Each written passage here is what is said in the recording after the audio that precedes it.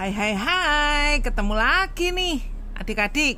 Pada salah satu tayangan MasterChef, kompetisinya berisi harus dilakukan berpasangan. Artinya tidak memasak sendiri, tetapi berdua.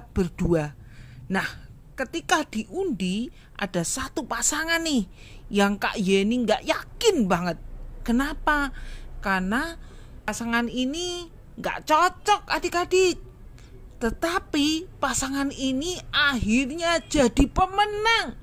Wah, heran kan? Bagaimana caranya?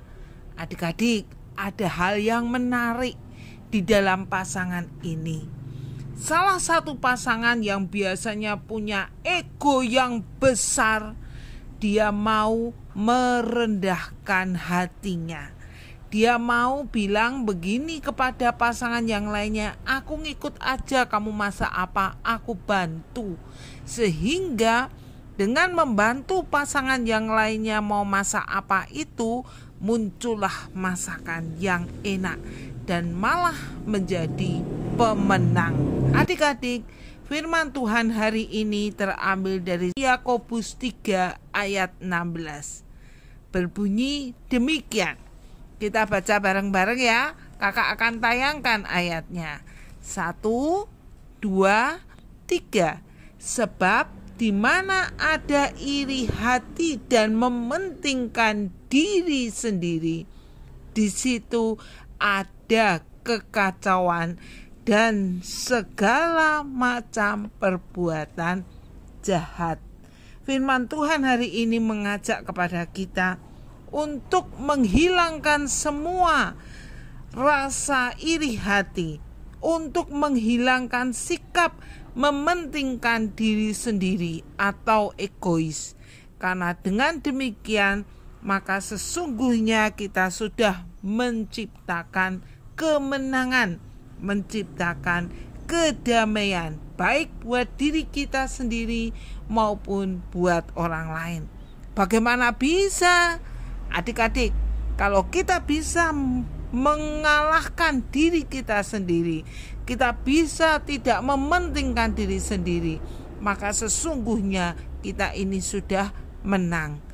Tapi bukan berarti adik-adik tidak boleh berinisiatif loh, atau cuma mengikut saja loh, bukan begitu maksudnya. Artinya ketika ada sesuatu yang memang kita harus mengalahlah.